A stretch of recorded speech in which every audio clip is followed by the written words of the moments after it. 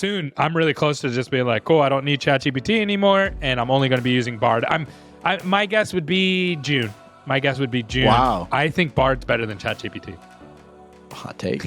Here's why. Okay. Let me go dive deeper into this.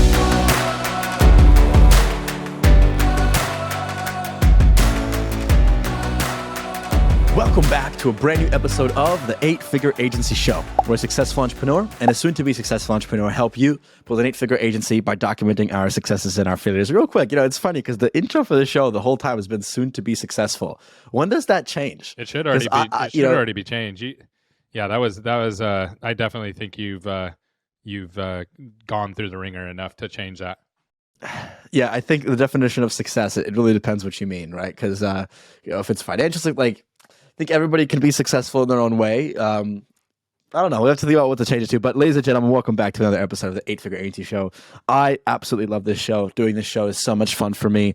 There's so much growth in the horizon. Gary, clips have been crushing. So, we're doing a few million views a month on clip content alone. And now our priority is just growing the long form episodes and we're working on that. A lot of people have been hitting me up about it, like, hey, I appreciate your episode on this. And with that, actually, a lot of people hit me up after we made that burnout and stress episode. A lot of people were like, they said, hey, I didn't realize, Derek, it was that bad, but Gary said some really good advice. So first up today, guys, I'd love to dive in and give you guys an update as to like where I'm at with that. After that, we're going to chat a little bit about what Gary went through with his meeting. Gary had that meeting with your IT team about automating your client acquisition channel with cold email. And then we're going to talk Bard versus ChatGPT. I didn't know that it's out. I didn't know you could use it. Gary told me about it. I literally just opened it right here. So I'm excited to hear about how Gary's been using Bard. But with that being said, Gary, hello. Hello. What's up, man? I'm good. That was a really long intro. So, all right. So what's the first topic we're tackling? Yeah, I'd love to give a quick update on kind of burnout, stress, and anxiety as to where I'm at with that, because I want to keep it. My promise has always been to keep it really vulnerable, because I think a lot of entrepreneurs can relate to this topic. And look, I have always my entire life thought that I'm an outlier, that I am not the type of person to experience stress and anxiety. That's not me. I'm not that person. That will never happen. I'll never have a panic attack. I'll never have depression. I'll never be stressed. I'll never be anxious. I can't. My life is too good for that. Yeah, that's all BS. Not true whatsoever. So it has been a rough few months for me.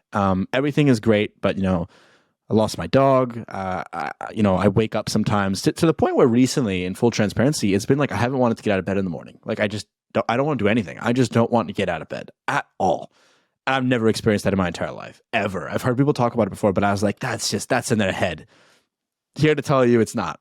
Like, yes, it's in their head, but it's like not in their head, because I'm going through it right now. It is very heavy stuff. And as somebody who is a business owner, you keep showing up, and it's to the point where sometimes you just don't want to show up and you question stopping everything. There's a couple tactics and strategies and things and realizations that I've learned. And my situation is slightly unique. I haven't been home in 4 months. I'm currently in New Zealand. I'm not technically at my home. I'm staying in someone else's home, and I'm very grateful for that. They're probably listening to the show right now. Hello. I'm staying in someone else's home, and I'm very comfortable, but I haven't had a home in a very long time. So that lack of stability has been a big contributor to it. And I think what it all has come to, and I would love your opinion on this as well, Gary, is stress and anxiety is a really broad term. At the end of the day, it's burnout. Like, I was doing some research last night about what burnout actually is and like all the symptoms of it. And every single symptom, stress and anxiety, is a symptom of burnout. To the T, it described in me, and I haven't felt more related to. What are your thoughts around this? And then I'll be happy to share some frameworks that you shared that helped me, some frameworks that a couple other people in my life shared that helped me. Yeah, my thoughts are this. This is part of the entrepreneur journey. I've never met an entrepreneur that's been doing it for very long. That, like, obviously, if you, like yourself, you've started your agency recently, you hadn't gone through it. But anybody who's been an entrepreneur for any amount of time, you're going to go through this, and you're going to experience it. It's part of it, and then it gets worse as you push yourself. So, yeah, I've been there too. I've been through the same exact thing. Yeah, it's funny because I'm learning that, Gary, that's exactly right. It gets worse as you push yourself. And it's a very difficult thing to work through. Like, I'm at a point where if this continues any longer than like a couple more weeks, I'm going to have to take a 6-week sabbatical. Like, no joke. I'm going to have to like not work. I'm going to have to like risk losing everything because I don't want to do it. It doesn't make any sense. It's just, it's not right. And this isn't the long-term thing that, you sign up for. But interestingly enough, a couple of frameworks that have really helped me deal with this. Number one, having a support group is really helpful. Having people like you, Gary, who can relate, and anybody listening and watching this show, if this sounds like you're not alone. I'm telling you, like, shoot me an Instagram DM. You're not alone. what excites me about this, though, is I think this is a massive growth opportunity, and it's allowing me to learn a lot about myself. It's allowing me to learn a lot about what I'm capable of and what I need to improve on to be more capable of doing. And it's opened my eyes to some things that I've been kind of procrastinating on. Like, I'll let you know about this, Gary. Ironically enough, Stella and I were driving home late at night the other day, and it was pitch black outside, and I had a realization. I was like, I now understand what Gary meant when he told the story about losing a $1 million ARR client. I get it. Because now I'm like, I have these companies and I'm doing all client communication, and it's a massive stressful point for me, especially being that I'm 17 hours ahead on time zone. And when I'm waking up at 7 a.m., it's 3 p.m. Eastern time US. But I have a tremendous amount of fear and anxiety around offboarding all client communication to an account manager. I've never done it before. I've always been the point of contact for my clients. But now I get it. All of those times you were saying you have to let them fail. You have to be willing to lose the business. You have to be willing to take that risk for the sake of the long-term growth and health of the business. Finally clicked for me. What are your thoughts around that? What are your thoughts around that? Yeah, it's super hard, huh? I'll say this. This whole thing about burnout and all this kind of stuff. So if you go online on social media, you're just going to find people who have problems, right? Everybody kind of talks about their problems. People who are employed places, they get burned out too. They get burned out. I don't want to work here anymore. Those kind of things. Then you have people who sell the entrepreneur dream, and it's, they talk about how great it is. But then you hear this other side is like, hey, you can burn out. Things happen. And then here's the bottom line: different levels, different devils. No matter what you want, no matter what you go after, there's going to be things that you don't understand about that and that come along with it. The best example I can give of this, Derek, is the people who win the lottery. Right? So if you asked everybody, you said, hey, what if you could win the lottery right now? Everybody would be like, absolutely, sign me up. Right? But here's the thing. Most people don't realize that those people end up broke. They're often divorced. They lose their families. They lose their friends. They lose everything. They don't know how to make new friends because everybody wants their money. And then they eventually lose all their money and back at square one, or worse than where they started. Why? Because they didn't have the skill set to be thrusted into that position. So it's a journey. If you want to grow, you have to be able to enjoy the journey. And that's one thing, Derek, that I've really learned is that, hey, I have goals. I have places I want to be. I have places I want to get to. But I've also learned to enjoy the journey that I'm on today, the stuff I'm doing today, and enjoying that. And when you get to that place, it feels amazing. It's awesome. Yeah, it's really interesting, and it's something that I'm learning. And what I will say is, what I've realized is that this is the point where most people will quit. So like where I'm at right now, this is the make or break. Either I quit or I keep going and push through this and I go to the next level. And I think that this is not the last time I'm going to be facing this in my life. Right? I think when I build that 7-8 figure company, I'll face it again until I get to the 9-figure stage. I'll face it again, and I think it will never end. I think this will be a continuous recurring phase. I'll tell you where the next phase. I know the next phase you'll hit it after you get through this one. If you want to hear it. Yeah, sure. Okay, cool. So this is what happens. So let's say you're doing $100,000 or $200,000 a month in MRR. Let's just imagine that, okay? So here's what's going to happen. You're going to get to the point where you say, you know what? I've optimized my systems. I've optimized everything in my company. For me to grow to the next stage, I'm going to need a massive amount of capital for either marketing or some kind of technology or something to get you to that next level. And it's going to take a massive risk on your behalf to do that. Massive risk. You're going to have to sign on the dotted line and say, yes, give me this loan, and I'm willing to take this risk, and you're going to have to gamble everything. And here's the thing, like, you have to be willing to do that. Like, that's how you keep growing, and you'll have to do that 2 or 3 or 4 more times. And there'll even be situations, and this has happened to me multiple times, where you take that risk, and part of that risk is you actually take a step backwards financially, personally. And you're risking everything, your house, any money in the bank account, because you're co-signing on the line saying, hey, yep, I'm co-signing for this. And the bigger you get, the more scary that becomes. And you have to perform to be able to make, pay the debt and all those kind of things. That was really confusing to me, where I was like, so wait a second. I just gambled everything that I've worked for all this time. I got this loan, or I got this whatever the thing was that I needed to do this next step, and I'm making less money for the next couple years as I go through this because I don't have the capital to be able to do that. That was really, really hard and really confusing as I went through it. Yeah, that makes sense. That actually makes sense. Like a logical progression of it. That makes sense. It's funny because I think a lot of people, what they need is they need frameworks and tactics they can use to kind of get through these things. And what I will tell you is time heals everything. There's no one size fits all. None of the things that I'm about to share have been like cure-alls, where like I did it and all of a sudden it all went away. It's still here. It's just less and less every single day, and you try to work through it.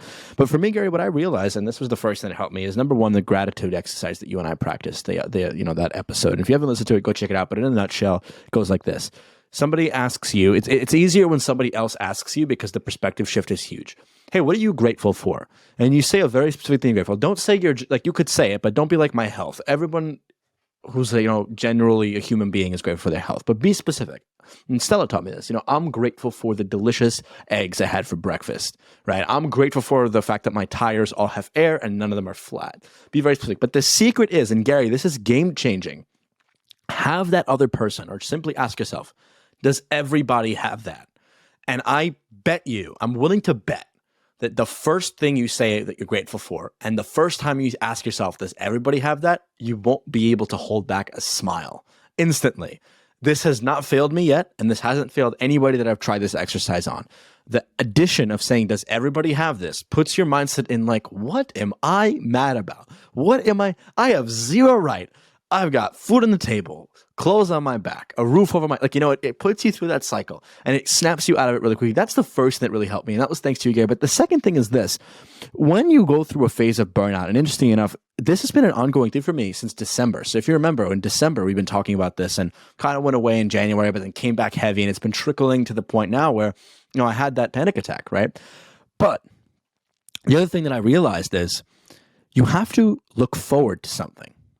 So what does that mean? Putting the business aside, because of the burnout, I realized that I stopped looking forward to the little things in my life. Like before, I would look forward to that dinner. I would look forward to the really good workout. I would look forward to the next chapter in the book. I would look forward to the snack I was going to get after this meeting, right? I would look forward to the time I would be spending with a friend, or the time I would go out with my parents, or the time I would spend with my brother or sister. Like there was little things to look forward to. And when you get into such a negative state of burnout, you begin to forget that life isn't all about work. And that then contributes further to your burnout, because when you try to outwork your burnout, the burnout hits you twice as hard. From experience, that's exactly what happened to me. Yeah, I'll ask you a question, Derek. So have you unplugged like we talked about? Have you done that part of it yet, like fully unplugged? So no, I haven't, because I haven't. Yeah. I had no excuses. I've started a new company. It's been too difficult. Yeah, I totally get that. So when you said, hey, I'm going to have to take a sabbatical for 6 weeks or whatever, what you're doing is you're piling up, right? Like no one's meant to be plugged into the internet 24/7 while they're awake. From the moment you go to bed, you set down your phone, and then you wake up in the morning, you plug right back into the matrix. It's not healthy. It's not. It has crazy effects that we don't really understand yet. I believe that we'll learn more and more and more about that in the future. Yeah. But one thing that I think will help you and help a lot of people, and it's helped me, is I just have times where I just unplug. And whether that's one day a week that you do it, just on Sundays, and you put your phone up for an extended period of time, and you're literally not able to check everything, or if you do it, and this is how I do it, because I like to work. I can't go too long without working because I get super bored and I get really, really antsy, and I'm not fun to be around after about 3 or 4 days of not working. But what I found is that every year I have to just put my phone down for 2 or 3 days, 4 days maybe, and just turn off my phone and go away from it. And Derek, when I come back, my ideas and my energy levels are so high that it's kind of like when you're a little kid, right? Like you don't want to take a shower at night. You'd rather just go to bed. But then you take a shower and you feel all clean and you're like, I'm kind of thankful I took that shower. That's what happens when you unplug. It washes your brain and allows your brain to level up in a way that it wouldn't otherwise. And I believe that everybody should do that. Like I'm a big believer in that. Yeah, it's interesting because for me, no excuses. It's totally true. But where I'm at right now, it's slightly more difficult because whenever I want to unplug with the situation I have right now, I want to go out, with a significant other or whatever it is. And being that she is also my business partner and she wants to work when I want to unplug, it becomes extremely difficult because I'm like, hey, let's go to dinner. She's like, no, I've got this work thing to do. And I'm like, oh. And so then I end up scrolling TikTok. That's just a more personal situation. But Gary, that was kind of the third thing I was going to say. I turned off all notifications on my phone, every single one. That's so huge. I turned off all notifications except iMessage and FaceTime so I can speak with my family. So I am no longer waking up to, I turned off everything. Yeah, the only too. thing I have left is Amex, iMessage, and FaceTime. That's it. No other notifications, nothing. So one thing that actually helps with this, Derek, on that, I do that too, but I have settings. So on the iPhone, there's settings where you can turn off all messages, and I call it, like, I have my work settings, and then I have people who can bypass it. So like my wife can bypass my work setting, but then other than that, nothing else pops up on my screen. And I can turn that off and on with a timer. Is that how you have it set up? So that's a version of Do Not Disturb. I actually went one step further because I have been keeping my phone on Do Not Disturb every day. But Gary, I'm so addicted. I would open my phone, and when Do Not Disturb, I'd do my face unlock, and I would swipe up to see what notifications I have, and I would say, oh, while on Do Not Disturb, and I'd read them. So that wouldn't even help me. I literally I went to settings, notifications, and just hit off on absolutely every single app. Like I don't get anything. Yeah, you got to unplug. I'm the same way though. So I'm the type of person that I go to Gmail and I'll sit there and scroll and refresh Gmail over and over and over again because I don't have social over and over and over again. And it's addictive, and it's not healthy. Like that is not. No. It's the same dopamine hit that you get when you gamble, drugs, those kind of things. It's brutal. And what's worse for me, Gary, my unique situation is when I'm waking up to 100 client messages. I'm waking up to 100 team messages because it's about 2-3 p.m. Eastern time in the US when it's 7-8 a.m. where I am right now. Time zone doesn't make this helpful at all. So I have no morning routine. There's been the last 3 weeks, I haven't eaten breakfast. I literally go to the bathroom, I'm working on the toilet, and then I get to my desk, I'm working. I don't eat, I don't go outside, I don't do any of that. No wonder I'm feeling like this, right? But that's been a big thing. So I've literally went to settings, I've turned off all notifications completely, not just don't disturb, like I have turned them off. And thus far, has it been good? It's been better. I will admit I've been a little bit anxious as well. Like, ooh, what if I'm missing something? Just have to practice. Just have to work on it. It's going to take time. But try those 3 things if anybody listening is feeling the same thing. Do the gratitude exercise. Ask yourself what you're grateful for. Then ask yourself, does everybody have that? Remind yourself of the little things to look forward to. The last couple of days, it was a realization, a piece of advice I was given yesterday of like, I haven't prioritized my regular life. I haven't given myself the little things to look forward to. Like, I really look forward to my dinner. I really look forward to my lunch. I really look forward to that next meeting. I really look forward to filming 8 Fig. Like, I lost that spark for the little things that mostly aren't work related. And then try turning off notifications and couple that. And I'm going to try it. I haven't done it yet. I really have to do. Put my phone in a box. Like, literally, like, leave it at home. Don't even wear an Apple Watch and just go out the entire day with no phone. Just a wallet, no phone. Be with myself during the boring moments. Don't have it on me so I can't even check notifications. And that's it. That's the next thing to try there, Gary. And here's how I'm gonna frame this in a different way for you. So, if you can't leave your phone alone to be in your own thoughts, what is going on, right? Like what is going on that is so crazy thoughts? Yeah. So it's like I play a game with myself where I make myself do these things, and it sounds like you're doing the same thing. Most people don't have the self-control to do that stuff, though, Derek. I don't have it. I'm really working on it, though. Like, I'm practicing. I get bored. I'm on TikTok. I get anxious. I instantly start scrolling TikTok. And my mind is racing, and my escape is scrolling on social media. I instantly feel peace. It's like an addiction. It's like drugs. You instantly feel peace when you start scrolling because all the thoughts in your head get kind of blocked behind a wall. And the second you stop scrolling, the thoughts come rushing back and make you feel like garbage again. I'm really trying. I'm working on it. And my goal is to work on it so that I can report back to the audience because I think there's some mass realizations there. But kind of transitioning to that next topic there, Gary, automation of cold email outreach. What was your update since meeting with your IT team? Yeah, so if you haven't watched the last episode, go watch that because we explained the whole thing. So I'm not going to re-explain it here, but it was really good. Yep. So we have the capability now to type in whatever kind of client we want, get that information pulled from LinkedIn Sales Navigator. That goes into Lemlist, and in Lemlist, it builds out a whole list for us. It pulls all the information, all the emails, the text messages, the DMs. And then from there, we can send out text messages, emails. And so far it's been really, really good. I haven't started sending emails yet. That's kind of the next phase, but we're planning on launching that this month and just hitting like all the dentists in the industry. It's amazing. And pushing them. So what we're going to do, we're not actually asking for them to sign up for a demo. We're going to be giving them multiple things like, hey, here's the 2023 dental marketing survey or whatever, PDF. sign up for that if you want to get all that information. They put their email in, then from there, now they're in our CRM. Now we'll start then lead nurturing them and massaging them to eventually get a demo. You know what I think would work really well for you, Gary, because your content system, it's really automated already. And so you're going to nurture them without even needing to nurture them. And then you could even be like, hey, you want to come on my podcast? So Gary, in theory, you could even start inviting people on your podcast automated at scale. Yeah. Right. And you can have an automated system, like even automating the entire process through Zapier, right? Where like if somebody replies yes, you create another sequence where like, cool, send them this application, right? Hey, curious, did you want to apply to come on my podcast? I would even start an application process because then it makes you guys seem like, even much bigger. I think that's something to consider and look at as well. I'm fired up to see how this works for you. Like over the next 6 months, it's in our roadmap over at Odyssey Media Group to launch as well. But yes, it's really cool. It's really, really cool stuff. I'm excited about it. Yeah, I think it's huge. And yeah, no, if someone had this already all built out and I could just plug in, it's like, here's an outbound marketing system, bro, everybody and their mom would buy that. Yeah, I wish that there was a software like Lemlist that combined Tavis AI and Sales Navigator in one platform that leveraged AI to be able to prospect on your behalf. Whoever is going to build, and this is $1 million, in fact, I want to go so far as to say $1 billion prospecting idea.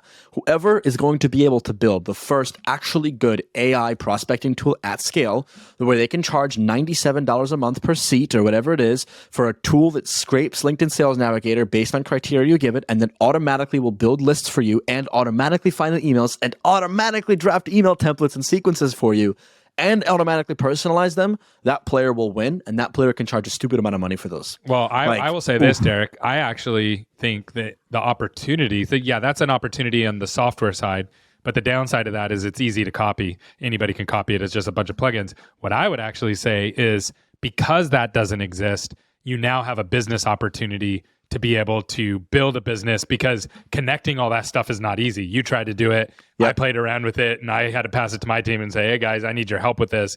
So it's not easy to do. What that does is it actually creates an opportunity to create a whole marketing company just with outbound. Yep. If I have seen a lot of outbound marketing companies, but a lot of them have really poor marketing for themselves, ironically enough. They're never doing a good job. If somebody came to me and showed me a video that said, hey, we're going to build an automated email marketing flow and an email sequence for you, and we're going to place trained appointment setters in your company for a reasonable rate, where it would be the same, if not less, that when it cost me to do this all in-house, but they save me the time of training them, I would sign up with them instantly. I think everybody And if they had a guarantee around their offer. Or what if they just said, hey, we can test it, we'll get it up and running for you, because it's not that much cost to get it up and running. It costs nothing. Yeah. It doesn't know what you're doing. Yeah, and so it's like, hey, I'll set it up for you. I'll get everything going, and I'll get it working, and I'll get you some appointments. And if you like them, then we'll put you on a subscription, and we'll just do that every month and get you this many appointments. You could do stupid good with that. Whoever's listening and watching, if you build this and it works, hit me and Gary up, because I will hire you. If it's actually good, I will hire you. I think there might be some stuff like that exists, but they're just not the best at advertising themselves, or they're really expensive, and rightfully so. Like, that's something you can charge stupid money for, because if you're charging $10K a month, but you're making somebody 40, it's a bit of a no-brainer, at least at the time being, right? But absolutely, Gary, there was one other thing here. Bard and ChatGPT. What is that about? So I think Bard's better than ChatGPT. Hot take. Here's why. Okay. Let me dive deeper into this. So Bard is better than ChatGPT because the UI is 1,000,000 times better. It's easier to use. And Derek, how long did it take you to log into Bard there when I said, hey, Derek, check out this link? How long did it take you to get on? Oh, instant. I just went to bard.google.com. Yep. And you're instantly in there, and the user face is so easy. So that means I can send it to my mom. I can send it to my sister. I can send it to my brother. I can send it to my coworkers, and nobody goes, wait, what is it? Oh, you got to go to OpenAI, and then you got to find ChatGPT, and then you got to get on a waiting list, and sometimes it boots you off. And then, oh, no, it's because you're on ChatGPT 3. This is ChatGPT 4, et cetera, et cetera, et cetera, et cetera. Oh, and by the way, the language models are only updated through 2021, so it's not going to have information for 22 and 23. And you can't really put links into it and all those kind of things. And it doesn't have really any links out to anything on the internet. Bard solves all of that. Now, here's where ChatGPT is better. ChatGPT is better with the answer. So if you're an avid ChatGPT user, you're going to be a little bit disappointed at first with Bard because the answers aren't going to be as good. It's not going to be as fast. But ChatGPT was that way when it started too. It just needs to get people in there using it. That will quickly go away. And it's just so much easier to use. So I really think that people are going to use Bard. And oh, by the way, FYI, it's free. and all you have to do is have a Google account, any Google account, and you're good, you're in, which most people have. So it's free. Where ChatGPT now, if I want the new upgraded version, I have to pay 20 or 40 bucks or whatever, right? Soon, I'm really close to just being like, cool, I don't need ChatGPT anymore, and I'm only going to be using Bard. My guess would be June. My guess would be June Wow. Yeah, if you made me take a stab at it. Wow. I'd love to do an episode maybe to update the audience. Maybe next episode we can do this, Gary. Let's come prepared with the best uses of ChatGPT we've found in the marketing agency space. I think that'd be a really tactically useful episode. I would love that episode because I've been struggling to implement AI on a high level into our companies. And I think there's a lot of missed arbitrage and opportunities, a lot of cost saving opportunities, a lot of automation opportunities. 100%. It is hard to implement top down AI unless you have like software that's like, here, use this. Yeah. But bottom up is really easy. That's the approach I've been taking with our team. Is just like, hey guys, everybody needs to use AI. Pick what you want to use. Go play with it and report back. And everybody adopted it really, really quickly. Yeah, it's something that I want to work on as well for sure. I think at our end, so one thing we do at our company is we do a lot of written content for our clients. And I think AI is getting better and better at writing that written content, where if we had somebody who knows how to do the right prompt and we had somebody who knows how to write well, then they could write for 10 clients instead of 3 because they don't have to do things manually. Where we can plug in an idea, have a piece of content that comes out that's 60% of the way there, and then it's edited and tweaked to fit the platforms better with the expert controlling the wheel. That's the leverage. That's the real way to leverage AI. So the people. Well, also on that, adding to that, now if you, let's say you hired somebody from India or a Filipino from the Philippines to help you with your content. Maybe they're just doing editing or something, but there's a language barrier. They now can speak perfect English and put it into the description of the video where before they couldn't. Yep. No, it's super true. It's something that definitely I think the companies that crack the code that begin to really leverage AI, and we're working on this, are going to win long term, because on a client-facing side, nobody can tell the difference. But the only thing you can tell the difference of is if you have an expert controlling the AI. That is still a very noticeable difference. When AI spits something out, it's maximum usually 50 to 60% of the way there. And there's a decent amount of leg room that you have to do to get it up to speed. But 60% times X clients across X years is a significant time savings. It makes one person be able to do 10X of the work because they have an AI writer. Here's the difference is before you might have needed 20 content writers to scale your company. Now you only need 1. Before you might have needed, somebody and a whole department or people in your department writing SOPs. Now you don't need that anymore. You need one person just proof checking them. You know what I mean? So I could go on and on and on about that. And before you might have needed a bunch of people to create all this, the written social media content, the copy. You don't need that anymore. You can just have one person who manages 20 times the output. The other thing I also say, Derek, I heard somebody speaking on this. This is somebody who's deep in the tech game.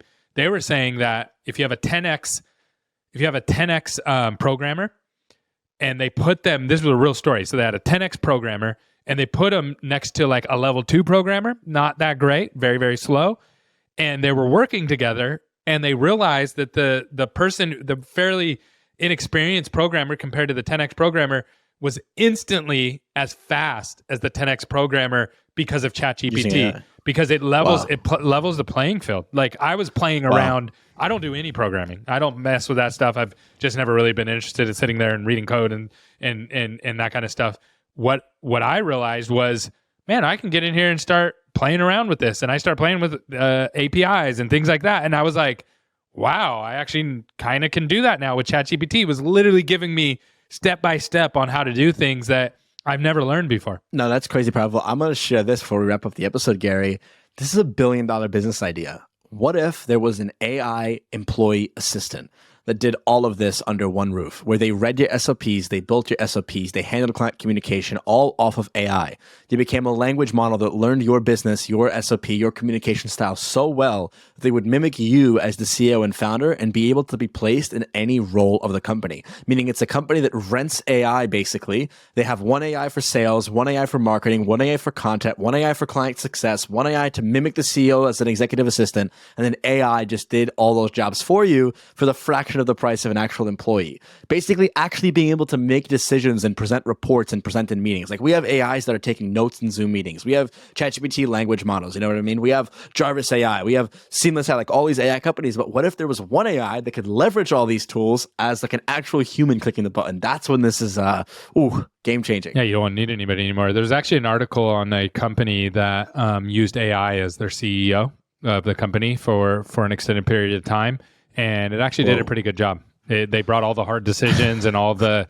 There's a whole article on it. It was amazing. Like they brought all the hard decisions, all the things you would normally bring to a CEO, and they let AI call those shots. So that is 100. What you just described is 100,000% going to come, and it's going to come way faster than people think. Yeah. I just hope it's actually good because I will start using it. Like, I hope it's good. Like, it can become an entire staffing company based around AI. And the cost for the company is nothing. They will literally be all profit. They will have no expenses because it's code. Yeah, it's servers, and that's it. Crazy. Yeah. Yep. Crazy. Oh, they're going to be $1 trillion company. In fact, I wouldn't be surprised if Elon Musk does something like that. Even though he's so afraid of AI, I don't know if he would. Well, the thing is, Derek, I don't know if the companies that start the AI are the ones that are going to make money. I think that everybody's just going to add it in as part of what they do. Think of like Bluetooth, right? Think of the technology Bluetooth, right? Bluetooth is in everything, good point. right? And you add it to everything. It's on. If you buy a camera or a phone or a computer or even a television now without Bluetooth, it's like it doesn't even exist, right? And so it's added in. And so what I think is going to happen is that all these companies, Bard and Google being one of them, ChatGPT and Microsoft being another one, they're just going to add AI into everything as a value add. And then it's going to become standard place. I think that's why OpenAI did open source, is because they knew this is not something we can protect because anybody else can come and just copy it. There's no patent on AI. You know what I mean? So that's a good point. So that's what I see happening is that the rich will get richer in that sense. Yeah, so basically you're saying like Loom will have a Loom AI assistant that will be there to all your writing needs. Twitter can create a Twitter writing AI assistant that's so good it mimics ghostwriters right now. Like, this will disrupt industries. Like, it will absolutely disrupt industries. The companies that do this, regardless of if it's that way, Gary, or if it's one company that like rents out employees at scale, right? Regardless of which way it goes, this will disrupt industries on a massive level. This will genuinely disrupt everything. Yeah, it is 100%, no matter either way that it goes. But I would be willing to bet the farm that it ends up being added to. The big player winner in the whole AI thing is NVIDIA. I think that's how you say their name, the processor company. NVIDIA? Yeah, NVIDIA. Yeah. They made gaming, and then they moved to crypto, and then now they moved to AI. They're the only ones that can make the servers. And I think they have patents on it as well. And they bet heavily on AI before everybody else. And so that you have to use them. They're the ones selling the shovels during the gold rush, so to speak. Yep. Oh my God. There's going to be so many more companies. I'm going to wait to see on my TikTok feed all the guru stock investors, the secret companies selling. It's like the mining companies in the crypto space. And that was big in 2020, 2021. Gary, that's huge. I'm literally going to play with Bard right now after this episode, and I will be reporting how I go around with that. I'm super, super excited. This has been a wonderful episode. This has been really valuable, really great. I definitely think next episode, let's come with some tactics on how to leverage AI to grow a marketing agency. I think let's come with like actual prompts if that's possible, and like really go through it together with the audience and show them like, hey, here's how you can actually start using AI in your marketing agency to grow your company. We've already discussed how to leverage AI for cold outreach. I think there's a lot more things there that you're doing that I'm not doing that I would be blown away by. And if I'm blown away, I reckon the audience will be too. Let's do it. Guys, thanks for watching and listening to this episode of the 8-Figure Agency Show. If you like this episode, consider giving us a like on YouTube and subscribing to the channel. If you're listening on Spotify, Apple Podcasts, please consider leaving a review. Guys, we only go through word of mouth and referrals. So if you found this show valuable, please share it with at least one person that you know would find value in it as well. We really are trying to 10x the growth of the show, and that will only happen if we're putting out good enough content that you guys shared. If you guys want bite-sized version of the content, check us out on TikTok, Instagram Reels, YouTube Shorts, doing 2 to 3 million views a month. Come join the party over there. With that being said, guys, thanks so much for watching and listening, and till next time.